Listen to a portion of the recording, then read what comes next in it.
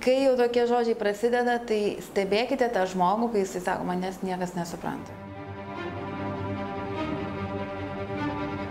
Sveiki, aš esu Otilija Dias ir dabar jau yra antra dalis žodžio gale. Šiandien mes eisime atskiriau į žodžius. Yra aiškumas tai, kad negatyvius ar pozityvius žodžius vartoti yra gerai, blogai ir mes žinome, ką mes kuriame su negatyviais žodžiais ir ką mes kuriame su pozityviais žodžiais.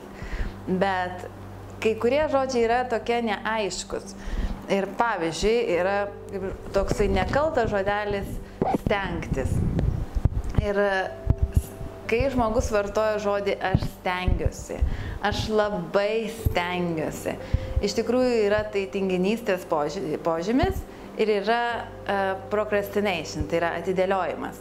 Nes stengimasis tai reiškia tai, kad pabandykite pakelti koją, stenkitės labai stipriai pakelti koją, ta prasme labai stipriai stenkitės pakelti koją. Pažiūrėkit, kiek jinai pakilo. Nieko. O dabar tiesiog pakelkit koją. Matot, jinai iškart pakyla. Tai būtent atrodo visiškai nekaltas žodis. Lygiai dar yra žodis gaila. Kai žmogus ateina ir sako, oi, kaip man jo gaila, kaip man jos gaila, oi, tie vaikai vargšeliai, kaip man jų gaila, ar ten žmonių gaila, ar kažko tai gaila. Kai yra sakoma gaila, tai reiškia, yra padidėjęs ego. Reiškia, jeigu sako žmogus, kad gaila kažko tai jisai jaučiasi viršesnis ir aukštesnis už kažką. Kad, oi, man gaila tos močiutės, kuri vos paeina. Ir dar padėsiu. Ta prasme, tas gaunasi, kad iš gailesčio padėti yra tik tai patenkinimas ego. Tai nėra tikras padėjimas natūralus, iš širdies tas nuoširdus padėjimas, aplinkai ir davimas aplinkai. Bet tai yra pasitenkinimas, kad jeigu gaila, tai dabar aš jiems čia tai padėsiu ir dar. Tada tai atsiranda sekantis dalykas, kad tokių pagalbų žmonės realiai nelabai mėgsta ir iš pradžių nesusipranta ir sako taip, bet paskui lieka nepatenkinti. Nes jie supranta, kad jais pasinaudojo ir jų energiją pasinaudojo tas žmogus pasikrauti savo ego. Ir kaip girdime kartais būna, sako, aš tiek padėjau vienai šeimai, kitai šeimai, tiek padedu, o jie man atgal šitaip blogai, šitaip negražiai su manim pasielgė, net nepadėkojo. Taip, nes pagalba buvo iš gailesčio, iš to, kad aš esu viršesnė, o jūs esate žemesni. Mes nesam nei viršesni, nei žemesni, mes visi esam lygiai tokie patys. Mes visi esam sielos, visi esam Dievo sukurti, visi esame iš meilės sukurti. Ir kiekvienas eina savo asmeninį periodą, etapą ir kiekvieno etapas, kiekvieno gyvenimas yra savaip ypatingas. Todėl nėra tokio, kad aš pagailėsiu ar nepagailėsiu. Čia yra tik tai ego papildymas.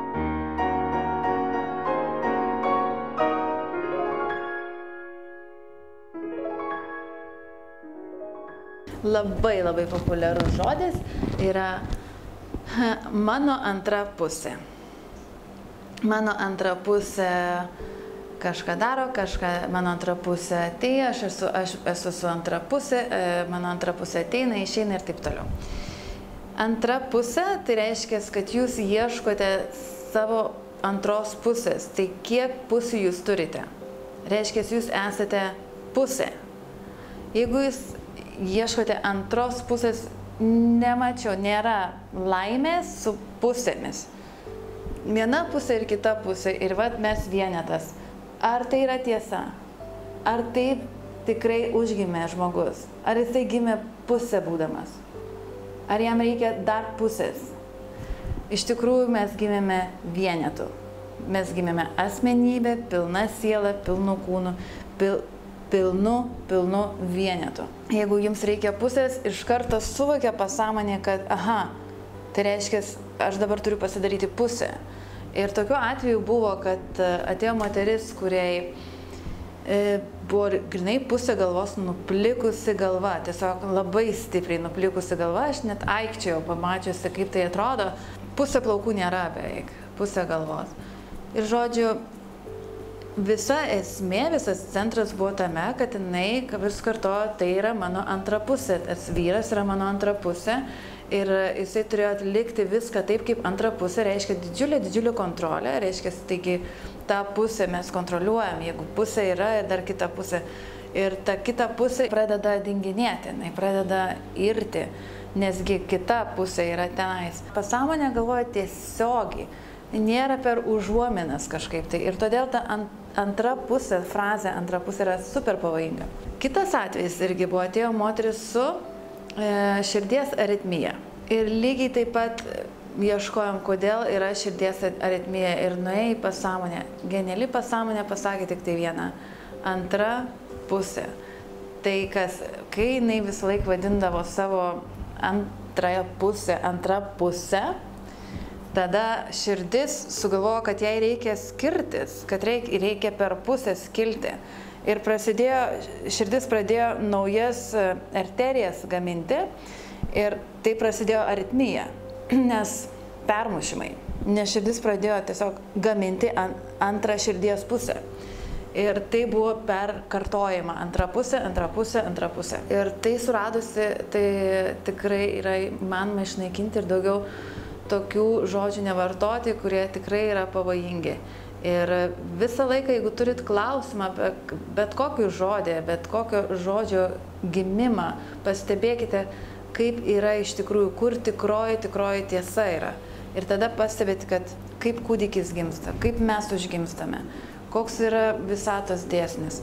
Užgimstame vienetu, išeiname vienetu, mes nesiskirstume po pusę.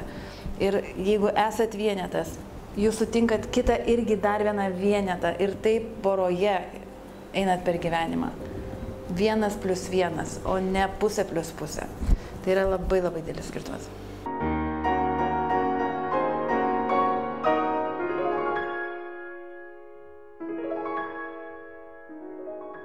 Ir dar labai įdomus dalykas yra su žodeliu ne. Ir iš tikrųjų daug kas jau girdėję yra, kad nevartokite žodelio ne, nes negaliu, neišeina, nesigauna, negerai ar nėra. Iš tikrųjų mes sakome yra.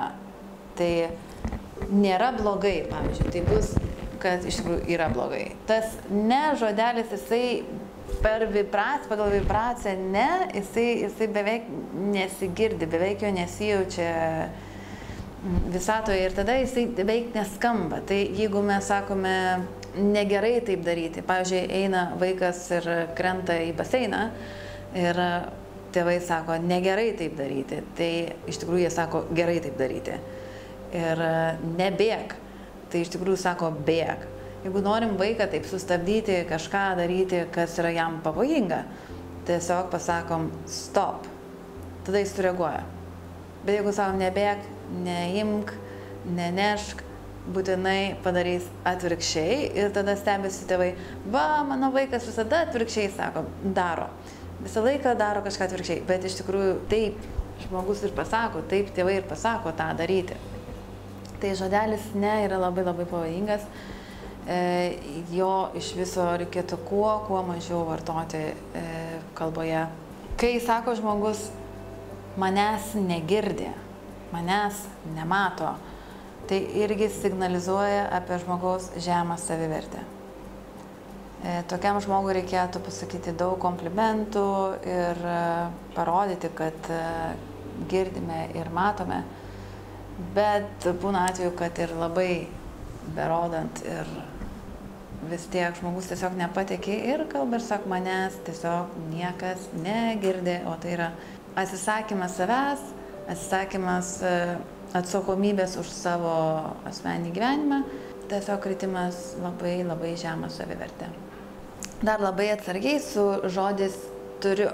Labai dažnai mėgsta žmonės irgi kartoti, turiu ligą, turiu egzemą, turiu kažkokį tai blogą dalyką kūne, tai reiškia, jūs pasisavinat, jūs ją turite, jūs nekartokit, kad turite tą ligą, kartokite, kad jinai yra arba jinai buvo.